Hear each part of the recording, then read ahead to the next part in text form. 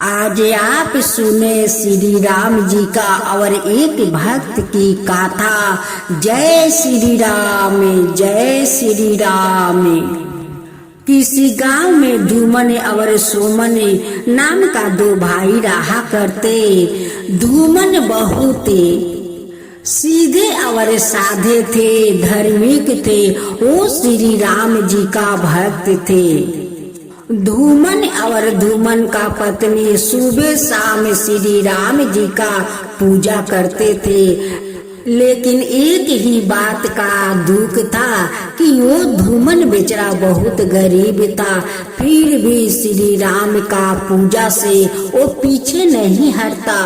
वो दोनों पति पत्नी बड़े श्रद्धा भक्ति से श्री राम जी को सुबह शाम पूजा करते। लेकिन धूमन का भाई सुमन कुछ गलत आदमी का संगत में पड़ा हुआ था और उसी का संगत में रहकर वो अपना धर्म कर्म सब भूल गया था। जो अधर्मी लोग था वो हमेशा सुमन को कान भरते रहता कि श्री राम को नाम लेने से, गुणगान करने से तुम्हें क्या मिलेगा? कुछ नहीं मिलेगा। तुम्हें कुछ का तो दुख तकलीफ तो है नहीं, बस खाओ पियो और मजे करो। सुमन हमेशा दुष्ट आदमी लोग का बात सुना करता। एक दिन धूमन अपना भाई से कहने लगा कि देख भाई, वो दुष्ट आदमी लोग का तू बात मत सुन। अगर तू उस लोग का बात सुनता रहा तो एक दिन ना जाने तेरा कुछ भी हो सकता है रे भाई। वो दुष्ट आदमी का बात तू मत सुन। वो लोग तो खुद अधर्मी है। वो लोग तो कभी धर्म तो करते नहीं है और तुझे देख धर्म वो लोग करने नहीं देता है। सुमन अपना भाई को जवाब लगा देता है कि तुम करो ना श्री राम जी की पूजा। मैं कब तुम्हें माना किया है कि तुम मत करो? धूमन और धूमन का पत्नी रोज सुबह शाम श्री राम जी का वो पूजा किया करता, लेकिन बेचारा का हाथ में तो कुछ नहीं था। जो कमाता उसी में से श्री राम जी को मेवा मिश्री लिया कर भोग लगाता, पूजा पाठ करता। लेकिन धूमन कभी भगवान से कुछ नहीं मांगता। इतना तकलीफ करता फिर भी कुछ नहीं मांगता। वो मने मने सोचता कि मेरे श्री राम जी के माथे पर तो ऐसे ही इतना सारा भीड़ है संसार का। अब मैं अपना तकलीफ बताकर क्यों जाऊं अपना भगवान को दुख पहुंचाने के लिए? मैं अपना तकलीफ कभी भगवान को नहीं सुनाऊंगा।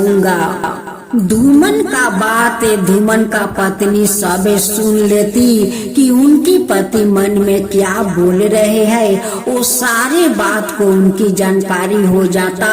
वो मने मने कहती कि वो तो जगत पिता है, वो तो सारे दुनिया का अपने सिर पर बोझ लिए है। वो तो सारे दुनिया को सब कुछ करते हैं। कौन ऐसा काम नहीं करता है? भगवान सब करते है। वो तो सब कोई का दुख तकलीफ भी देखते हैं।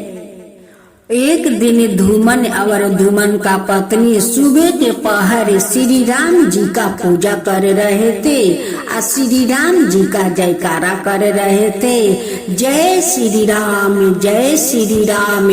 उसी समय एक अधर्मी उनके पास आते हैं और कहते हैं कि धूमन भैया, क्या तुम श्री राम जी के गुणगान करते हो, श्री राम को जयकारा करते हो, तुम इतना पूजा पाठ करते हो तो श्री राम तुम्हें क्या दिया है? धूमन उस दुष्ट आदमी का जवाब देते हैं कि भगवान तो मेरा परिवार दिया है, इतना सुंदर परिवार दिया है, और मुझे क्या चाहिए?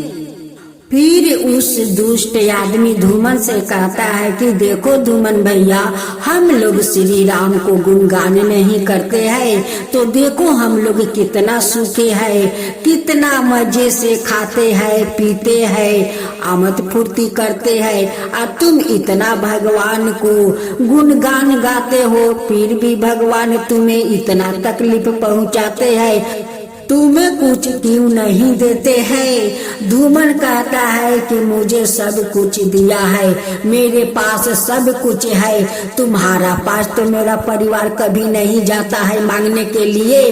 तुम सुबह सुबह आकर आनाब शनाब बकते हो, तुम मेरे दरवाजे से जाते हो कि नहीं? एक तो तुम लोग मेरे भाई को धर्म के रास्ते चलने नहीं देते हो, उन्हें गलत गलत बात को कान भरते हो, धर्म के नाम पर भड़काते हो। उसलिए तो मेरे भाई कोई पूजा पाठ नहीं करते हैं और नहीं श्री राम जी को मानते हैं। ये सब तो तुम लोग का कारा धारा है कि लोग का कैसे खराब करना चाहिए, यही तो खराब बुद्धि लोग पे देते रहते हो। धूमन का बात सुनकर उस अधर्मी दुष्ट आदमी का गुस्सा आ गया और धूमन को जाकर एक चटगाल में लगा दिया।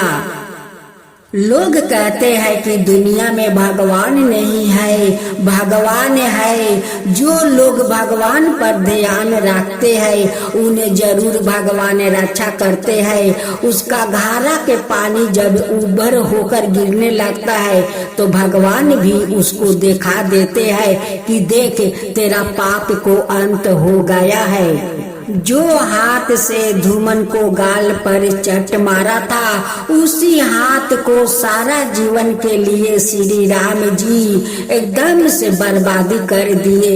इतना बर्बादी कर दिया कि वो कभी हाथ नहीं उठा सकता और किसी श्री राम भक्त पर कभी वो हाथ नहीं उठा पाएगा। वो दुष्ट आदमी लोग सुमन को इतना गलत रास्ता पर चला दिया, इतना गलत रास्ता पर कि वो जुआरू और मादारू बन गया। घर का सारा सामान बेच बेच कर वो जुआ खेलने लगा, दारू पीने लगा। उनकी परिवार कहते कि तुम तो सारा घर के सामान बेच बेच कर जुआ खेलते हो, दारू पीते हो, हम लोग कहाँ जाएंगे? तुम तो इतने गलत आदमी के संगत में पड़ गया है कि अपना भाई को तुम बात नहीं सुनते हो। एक दिन सुमन का पत्नी अपना जेठानी के पास आती है और अपना जेठानी से सारा दुख सुनाती है। कहती है कि देखिए वो तो सारा घर के सामान बेचकर जुआ खेलता है, दारू पीता है, देखिए कितना गलत आदमी का संगत में पड़ गया है। धूमन का पत्नी कहती है कि उन्हें तो कितना समझाया जाता है लेकिन वो समझ नहीं पाता है। वो लोग इतना कान भर दिया है, इतना कान कि अपना भाई और भाभी को वो बात नहीं सुनता है। हम लोग क्या कर सकते हैं? धूमन का पत्नी कहती है कि देखो कर सकते हैं तो वो है श्री राम, तुम श्री राम पर ध्यान रखो, वो सब कुछ ठीक कर देंगे। सुमन का पत्नी अपना जेठानी के साथ साथ वो भी श्री राम जी के श्रद्धा भक्ति से पूजा करने लगी, उनकी गुणगान गाने लगी। श्री राम जी से कहती है कि हे प्रभु आप मेरे पति को रास्ता पर ले आइए, गलत काम छोड़ा दीजिए। हे श्री राम, हे प्रभु नाथ, मेरे पति को अच्छा रास्ता पर ले आइए और गलत रास्ता छोड़ा दीजिए। हे प्रभु आपसे मैं कुछ नहीं मांगती हूँ, बस हमारा पति को अच्छा रास्ता पर ले आइए। अब तो सुमन का घर में कुछ नहीं बचा, ना अब जुआ खेलता है और ना दारू पीता है। एक दिन एक वृक्ष के नीचे बैठकर रो रहा था। उसी समय पुरुषोत्तम श्री राम एक संत का रूप धारण करते हैं और सुमन के पास जाते हैं। कहते हैं कि बेटा तेरा क्या हुआ कि तू इस वृक्ष के नीचे बैठकर रो रहा है? सुमन कहता है कि हे संत महाराज, मेरे कारण मेरा घर के सारा सामान खत्म हो गया, मैं सब बर्बाद कर दिया है। देखिए मेरा परिवार तो रास्ता पर आ गया है। हे संत महाराज, मैं क्या करूं? अगर आपका पास कोई उपाय है तो मुझे बताइए। भगवान के पास तो बहुत सारा उपाय है, लेकिन भगवान को कोई नहीं पहचान पाता है। भगवान कहते हैं कि देखो, जो तुम कुकर्म किया है, देखो तुम गलत आदमी का संगत छोड़ दो, आ श्री राम का रास्ता पर तुम चलो, श्री राम का पूजा पाठ करो, उनकी गुणगान करो, तुम्हारा सारा दुख तकलीफ दूर हो जाएगा। अब तो सुमन कहने लगा कि संत महाराज, ऐसा करने से श्री राम मुझे माफ कर देंगे, मेरा आगे जैसा मेरा संसार बना देंगे। भेष रूपी श्री राम कहते हैं कि हो सकता है श्री राम पहले जैसा संसार बना दे। तुम्हें उन पर श्रद्धा भक्ति से तो पूजा तो करो। पूजा अगर श्रद्धा भक्ति से नहीं करोगे तो श्री राम तुम पर तो कभी पसंद नहीं होंगे और नहीं तुम्हारा आगे जैसा संसार होगा। अगर तुम श्रद्धा भक्ति से श्री राम का पूजा करोगे तो जरूर तुम पर श्री राम जी प्रसन्न होंगे, वो जरूर अपना कृपा करेंगे। अब तो सुमन घर जाता है और अपना बड़े भैया को पैर पकड़कर माफी मांगता है कि भैया, आपके साथ बहुत गलत किया है, आपको बात नहीं माना है। आज देखिए मेरा क्या हालत हो गया है भैया, आप मुझे माफ कर दो। मैं भी भैया आज से श्री राम जी का पूजा करूंगा, गुणगान करूंगा भैया। अब श्री राम जी पर मेरा ध्यान होगा। अब तो दोनों परिवार मिलकर श्री राम जी का धाम धूम से पूजा करने लगा, गुणगान करने लगा, श्री राम जी का जयकारा लगाने लगा। जय श्री राम, जय श्री राम। एक दिन धूमन सपना देख रहा है कि उनकी आंगना में एक विमान आया है और उस विमान पर श्री राम जी, लक्ष्मण और माता सीता आई है और बड़ी खुश है, वो लोग बहुत खुश है। धूमन श्री राम जी का पैर पकड़ लेते हैं, लक्ष्मण जी के पैर पकड़ते हैं, माता सीता को पकड़ते हैं। धूमन के आंख में आंसू भरे हुए हैं और कहते हैं कि भगवान, आपका दर्शन हो गया, हे माता आपका दर्शन हो गया, हम तो आज धन हो गया, धन हो गया। श्री राम जी कहते हैं कि तुम्हारा भक्ति देख कर तो मैं बहुत प्रसन्न हूँ, बहुत प्रसन्न हूँ। तुम बहुत निष्ठा से मेरा श्रद्धा भक्ति से पूजा पाठ करते हो, मेरा गुणगान करते हो, उसलिए तो तुम पर प्रसन्न हूँ। अब तुम्हारा भाई देखो अच्छे रास्ता पर आ गया है, वो भी हमारा पूजा पाठ श्रद्धा भक्ति से करता है। जब धूमन का आंख खुला था, अपना पत्नी से कहने लगा कि देखो देखो, आज मैं कितना अच्छा सपना देख रही हूँ कि श्री राम जी मेरे आंगन में आया है।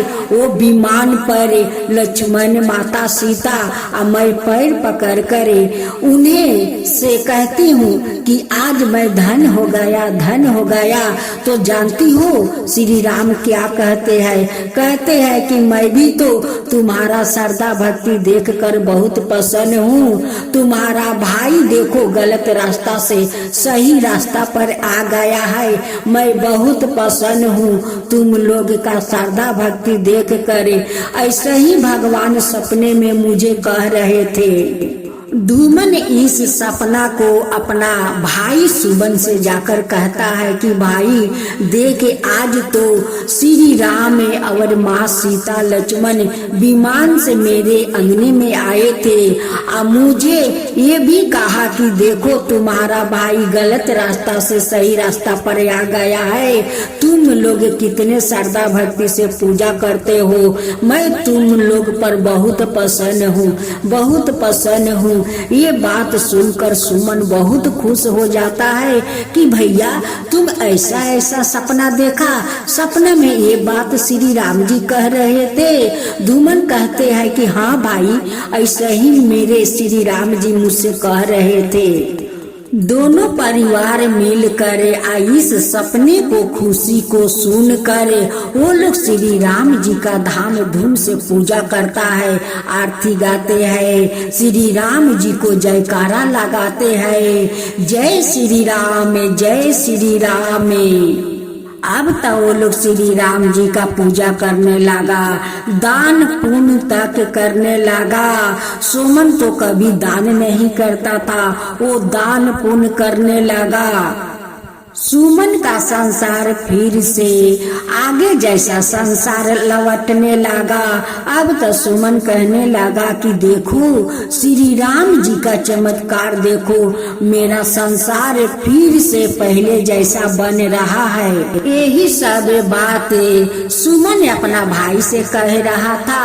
उसी समय उस भेष रूपी श्री राम जी फिर से उनके घर पधारते हैं। अब तो सुमन को नजर पड़ गया, कहने लगा कि भैया देखिए यही संत महाराज है कि मैं वृक्ष के नीचे रो रहा था, उन्हीं जाकर मुझे ये रास्ता दिखाया भैया, उन्हीं मुझे रास्ता दिखाया। धूमन पहचान लेता है, कहता है कि अरे मेरे भाई ये कोई संत नहीं है भाई, ये तो साक्षात श्री राम जी हम लोग का दरवाजे पर पधारे हैं भाई, ये श्री राम जी है। दोनों भाई जाकर पैर पकड़ लेते हैं, कहते हैं कि भगवान आप दर्शन दीजिए, आप तो मेरे दरवाजा पर आकर मेरा इस कुटिया का भाग बदल दिया भगवान, भाग बदल दिया।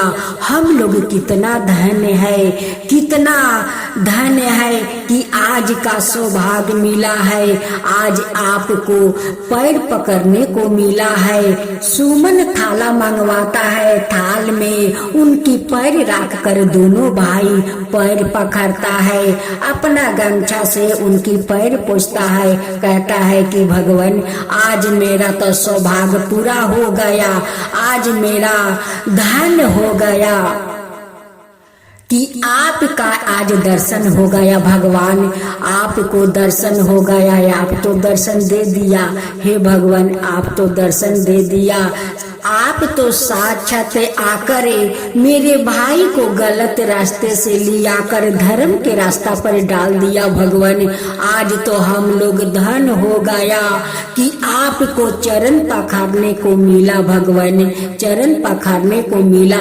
भगवान कहने लगे कि तुम दोनों जैसा भक्त मिलकर तो मैं भी तो धन हो गया कि तुम लोग मेरा श्रद्धा भक्ति से पूजा करते हो, गुणगान करते हो, तुम लोग पर तो मैं भी प्रसन्न हूँ। श्री राम जी अपना हाथों से दोनों भाई को एक एक फूल देते हैं, अब फूल देकर अंतर ध्यान हो जाते हैं। अब तो दोनों भाई मिलकर श्री राम जी को जयकारा लगाने लगे कि जय श्री राम, जय श्री राम।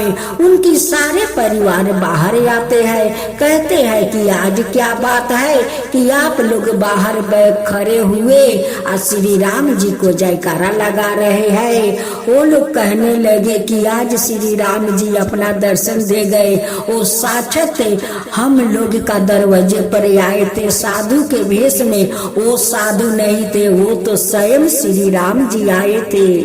दोनों भाई उनकी पैर के धूल ले जाते हैं, अपना घर में चारों दिगे छीट देते हैं। अब तो दोनों भाई का घर धन धन से भर गया। अब तो वो लोग अमीर बन गया। और श्री राम जी को उसी धूल को वो लोग भगवान बनाकर पूजा करने लगा। हे श्री राम जी, जैसे आप आकर उनकी दरवाजे पर अपना पैर को धूल छोड़ गया, उसी धूल को वो लोग भगवान बनाकर पूजा करने लगा। वैसे सबका घर में अपना धूल छोड़ जाइए हे श्री राम, कि सब लोग अपना धूल को पूजा करे। हे भगवान, सभी को घर पर वैसे ही धूल छोड़ जाइए कि उस धूल को सभी लोग भगवान बनाकर पूजा करे। हे श्री राम, सबका ऊपर सही कृपा करना, जो आपका कथा कहे, जो सुने, जो हुंकार भरे, उन सब का ऊपर कृपा करना। हे श्री राम जी, सबका ऊपर कृपा करना। जय श्री राम, जय श्री राम, जय श्री राम, जय श्री राम।